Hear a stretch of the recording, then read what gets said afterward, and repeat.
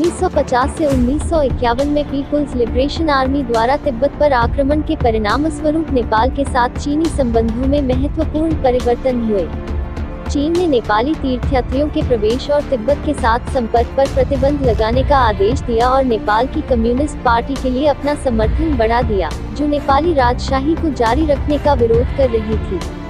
माओ ने 1950 के बाद से बार बार कहा कि ताइवान, तिब्बत और हेनान द्वीप चीनी क्षेत्र थे और समय के साथ उनका कब्जा हो जाएगा, और इस दावे में प्रमुख विशेषता कोरिया, भारत, चीन, मंगोलिया के बड़े हिस्से को दिखाने वाले मौजूदा नक्शे का अचानक प्रकट होना था। बर्मा, मलेशिया, पूर्वी तुर्किस्तान, भारत, तिब्बत, नेपाल, सिक्किम और भूटान चीनी क्षेत्र के रूप में।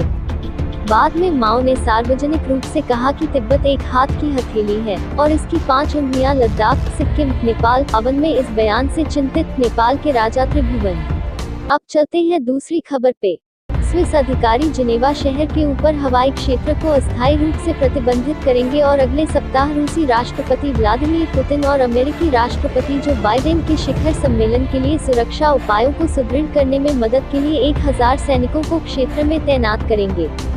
स्विट्जरलैंड के 7 सदस्यीय कार्यकारी निकाय फेडरल काउंसिल ने शुक्रवार को अस्थायी उपायों को मंजूरी दे दी, जिसमें बुधवार के शिखर सम्मेलन के दौरान स्विस वायुसेना द्वारा हवाई पुलिस और हवाई क्षेत्र की निगरानी शामिल होगी। स्विस संघीय रक्षा विभाग ने एक बयान में कहा, स्विट्जरलैंड उन लोगों की सुरक्षा सुनिश्चित करने के लिए बाध्य है जो अंतर्राष्ट्रीय कानून के तहत विशेष सुरक्षा का आनंद लेते हैं, जैसे कि अमेरिकी और रूसी राष्ट्राध्यक्ष। इसने कहा कि जिनेवा के हवाई अड्डे से आने जाने वाली वाणिज्यिक उड़ानें मंगलवार सुबह 8 बजे से गुरुवार शाम 5 बजे तक चलने वाले प्रतिबंध से प्रभावित नहीं होंगी। सैनिकों की अतिरिक्त तैनाती की भूमिका विदेशी दूतों की सुरक्षा और हवा में और जिनेवा झील पर जिनेवा क्षेत्रीय पुलिस के लिए समर्थन में होगी। स्थानीय अधिकारियों ने गुरुवार को घोषणा की कि शिखर सम्मेलन राष्ट्रपति के रूप में बिडेन की पहली विदेश यात्रा का हिस्सा है, जो झील के बाहर दिखने वाले सार्वजनिक पार्क में 18वीं शताब्दी के मनोघर में होगा। व्हाइट हाउस ने शिखर सम्मेलन के लिए उम्मीदों को कम कर दिया है और कहा कि बिडेन यूक्रेन, हथियार नियंत्रण, मानवाधिकार और साइबर रैंसमवेयर हमलों उठाए।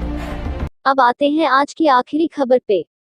चीन ने शुक्रवार को कहा कि अमेरिका और ऑस्ट्रेलिया दक्षिण चीन सागर में हाल के नौसैनिक अभ्यासों के साथ अपनी मांसपेशियों को फ्लेक्स कर रहे हैं, जो रणनीतिक जलमार्ग पर बीजिंग की संवेदनशीलता को रेखांकित करता है, जिसे वह अपना दावा करता है।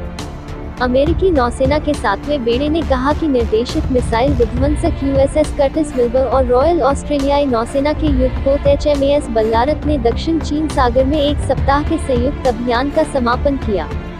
इनमें जहाजों को फिर से आपूर्ति करने के साथ साथ युद्धाभ्यास, क्रॉस डेक हेलीकॉप्टर संचालन और लाइव फायर गनरी अभ्यास शामिल थे। जहाजों ने अंतर्राष्ट्रीय कानून के अनुसार पूरे क्षेत्र में नियमित संचालन की सामान्य स्थिति को लागू करते हुए एक संयुक्त वातावरण में अपने उन्नत समुद्री कौशल का सम्मान किया, नौसेना ने कहा। बीजिंग में एक दैनिक ब्रीफिंग में विदेश मंत्रालय के प्रवक्ता वान वेनमिन ने कहा कि दोनों देशों